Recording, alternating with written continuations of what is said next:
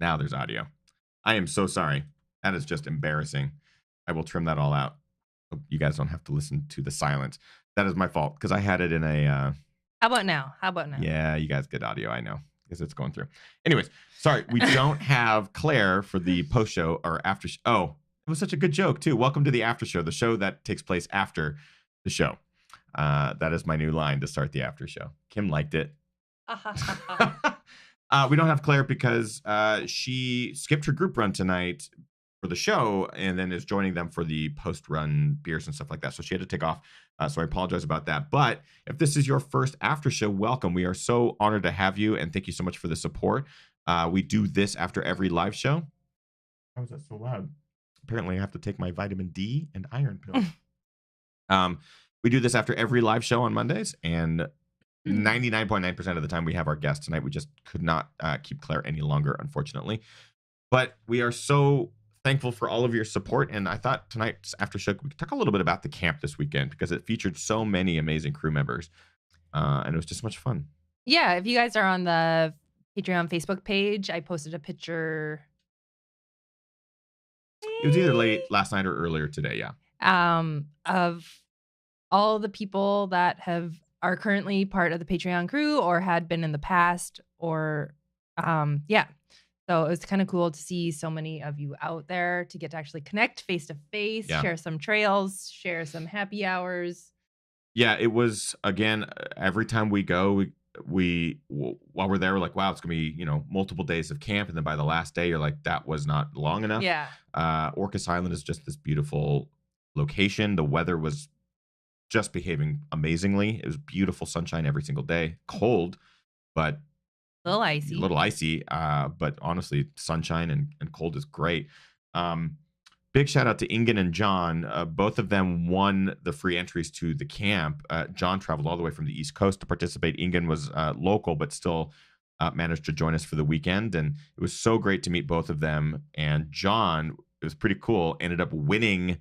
They give away a camp entry at the end of every camp, and John won the next camp entry, which is amazing. For next year, yeah. So John, John also made these buttons for the entire camp. The camera's out of focus, and I turned autofocus off, and I won't adjust it. But basically, it says Fun Meter, and it has Hillbillies Trail Camp 2019, and you can adjust the little dial to max or minimum amount of fun. It was on max all weekend. Except for when you made a bad joke, I turned it to minimum. Yeah, that's true, guys. Kim does not like my jokes. But camp was great. Had a great time. Yeah, camp was great. Ingen is in the chat room. What's up, Ingen? We, of course, have to say thank you to Brian Sands, who's in the chat room as well. Brian was at Trail Camp last year, just to refresh you guys, and he knew he couldn't make it this year, but he wanted to spread the joy and sponsor one of the GR crew to come in his place, basically. So yeah. It was, Brian, you know that we've said this a thousand times, but it really was special and amazing that you would do such a kind gesture.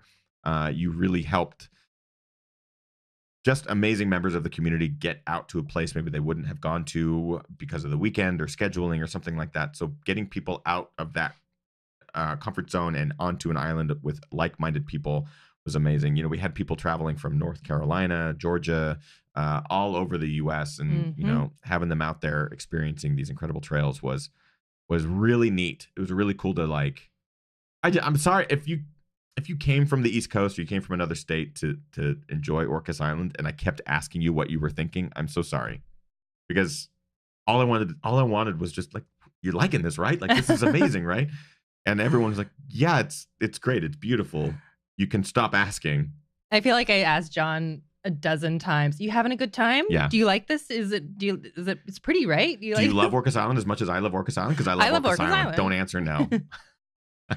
John is one of the most kind people that I've ever met, I think. And he really, Ingen as well, but John really embraced the weekend. There was a second run on Saturday after a longer run, and he just went out and hammered out most of us miles by himself. Most of us took the first run on Saturday, which is the summit run. You go up to the top of Mount Constitution. It's 10 miles ish, I think, on this day.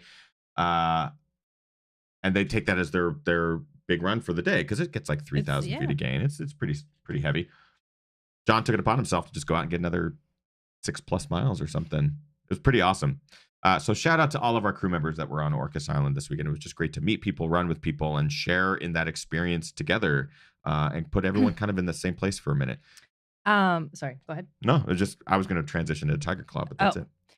Ian was asking, what are the distances like, a few miles each day or something like that? So the first night there's always a very short night run, and then Friday and Saturday there's always like a, what do you call multiple it? options. No, what do you call it?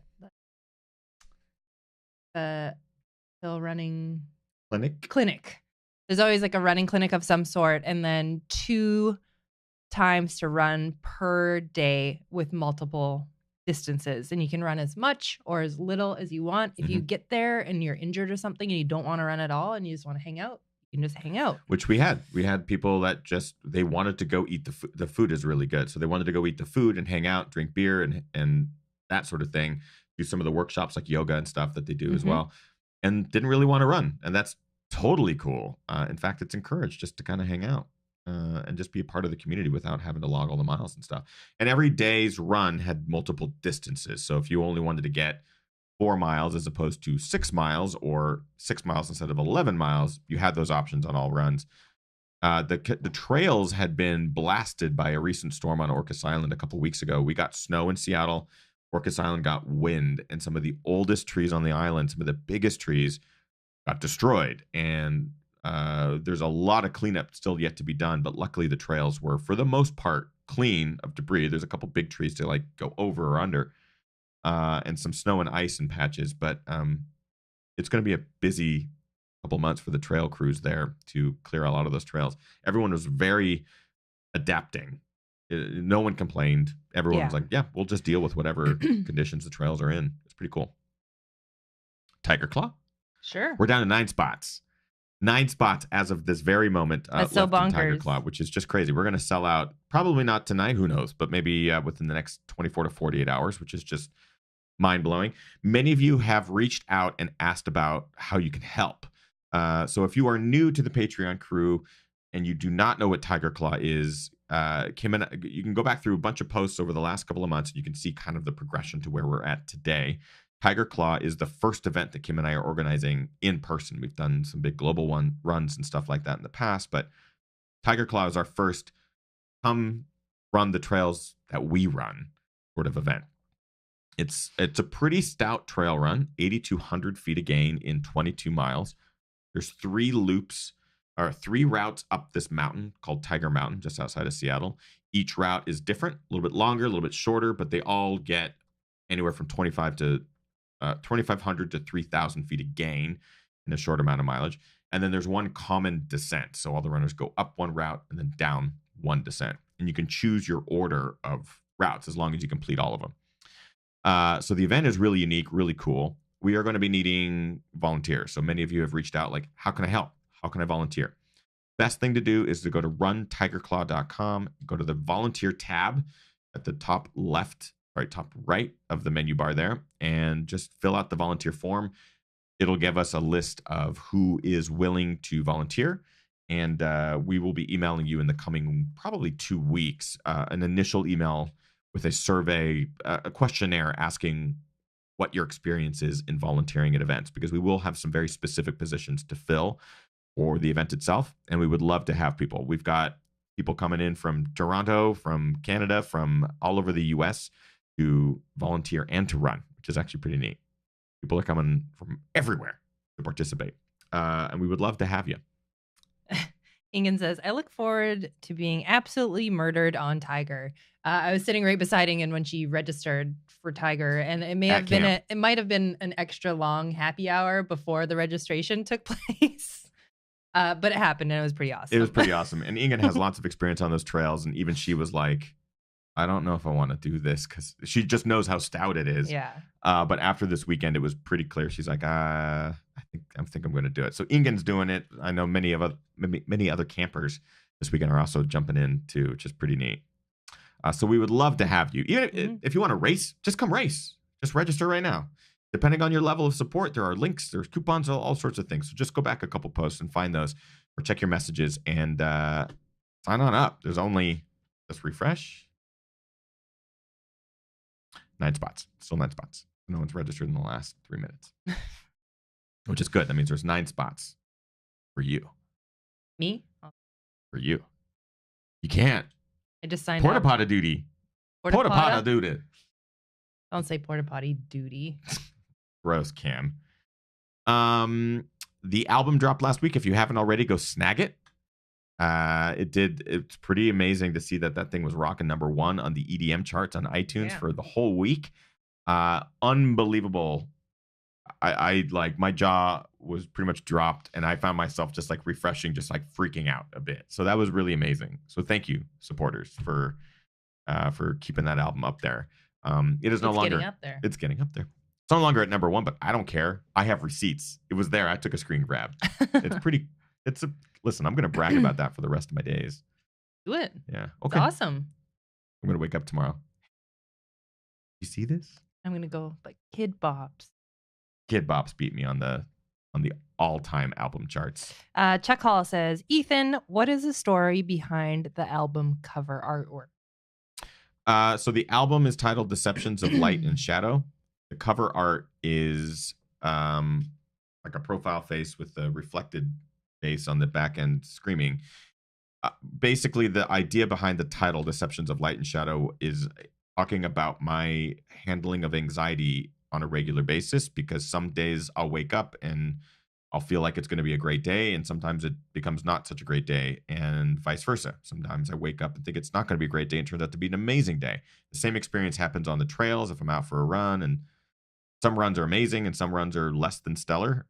Saturday was a perfect example on Mount Constitution. For some reason, I just was having a bit of a rough patch early on for no reason. Not like bonking, but like my mind wasn't really allowing me to enjoy the day.